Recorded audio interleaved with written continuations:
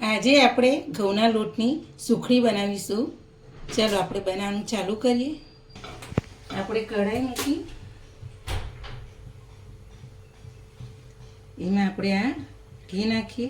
આટલું ઘી આપણે પાછળથી વાપરવાનું, એટલે આટલું બાકી રાખીશું.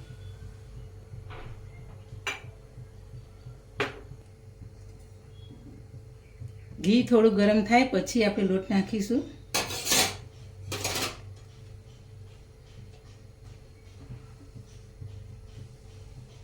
ઘી આપણું ગરમ થઈ ગયું. હવે આપણે લોટ નાખીશું.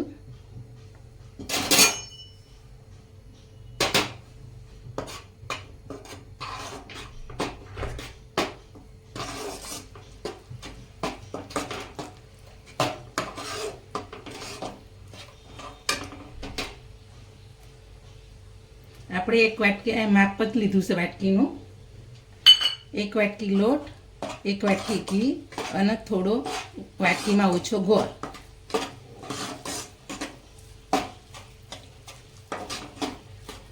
આપણે ધીમો ગેસે શેકવાનો છે લોટ. સરસ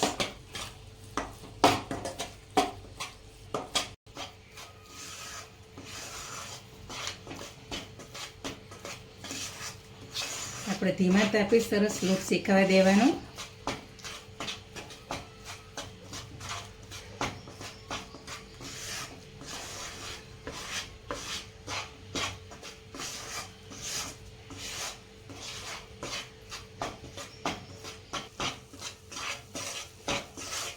આપણો લોટ હવે શેકાવા માંડ્યો અને હલકો પણ થોડો થઈ ગયો અને કલર પણ બદલાઈ ગયો થોડો. જો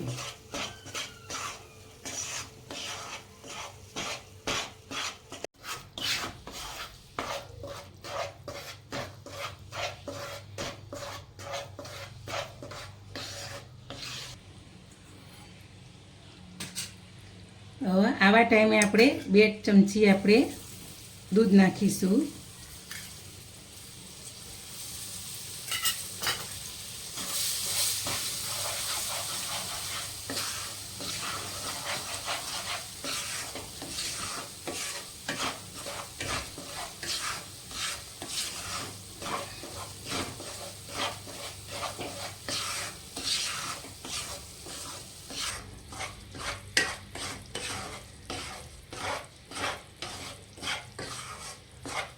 આપણે દૂધના ભાગ આપણો બળી જાય પછી આપણે ગેસ બંધ કરીશું. હવે આપણે ગેસ બંધ કરી દઈશું અને આ રીતે કઢાઈમાં 2 મિનિટ આપણે ઠંડુ થવા દઈશું.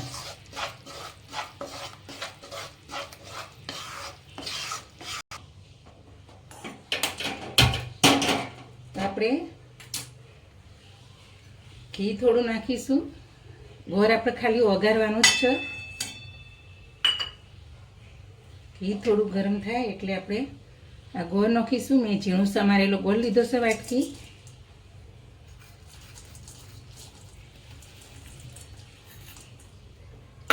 તમારે ગળ્યું જે પ્રમાણે ખાવું હોય એ પ્રમાણે આપણે ગોળ નાખવાનો. આપણે હવે ગેસ બંધ કર્યો. જો આપણો ગોળ ઓગળી ગયો છે અને મય થોડી વાર રીતના આપણે મિક્સ કરતું રહેવાનું, એટલે ક્યાંક ગોળની કણી હોય તો ભાગી જાય.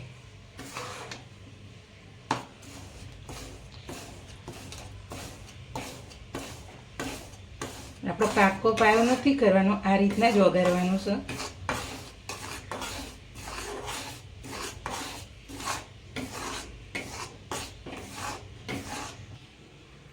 હવે આપણે વઘારેલો ગોળ આ લોટના મિશ્રણમાં નાખી દઈશું. જો આ રીતના સુખડી બનાવો તો સરસ પોચી થાય છે ખાવામાં.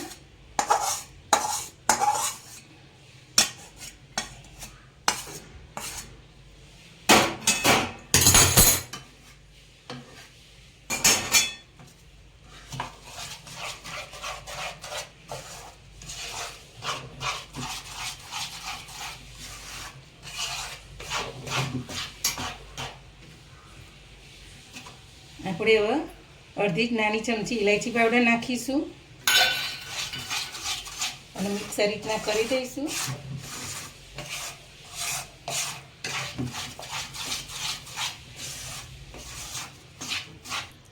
ઘીથી ગીસ કરેલી થાળી રાખી છે. હવે એની અંદર આપણે મિશ્રણ નાખી દઈશું.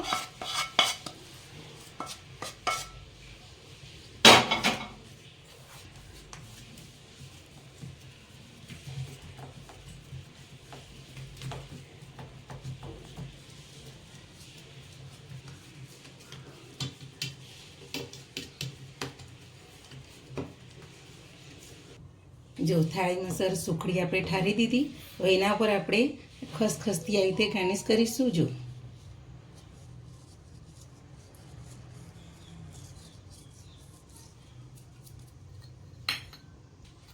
આપણે આ રીતના દરેલી ખાંડ લીધી છે, ઉપરથી આપણે ગાર્નિશ કરીશું.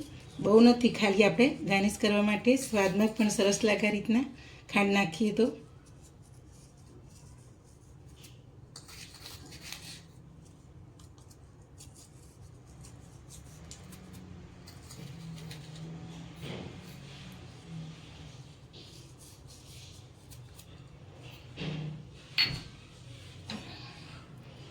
આ રીતના આપણે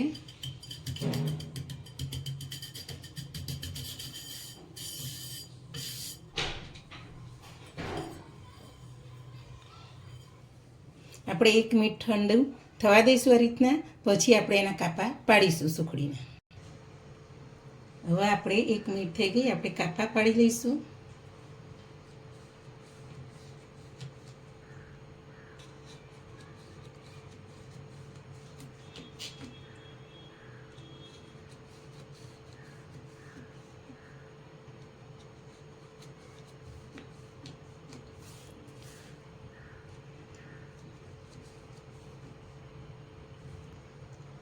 જો આપણા કાપા પડી ગયા સરસ પીસ. હવે આપણે આ રીતે પીસ પાડી દીધા છે. હવે આપણે ડીશમાં સર્વ કરી દઈશું. ચાલો, હવે જો આપણે સુખડી તૈયાર સરસ થઈ ગઈ, સ્વાદિષ્ટ. જો ખાવામાં સરસ પોચી, જો સરસ પોચી થઈ ગઈ. મારી ચેનલને શેર કરજો, લાઈક કરજો, સબસ્ક્રાઈબ કરજો નવી નવી વાનગી જોવા માટે.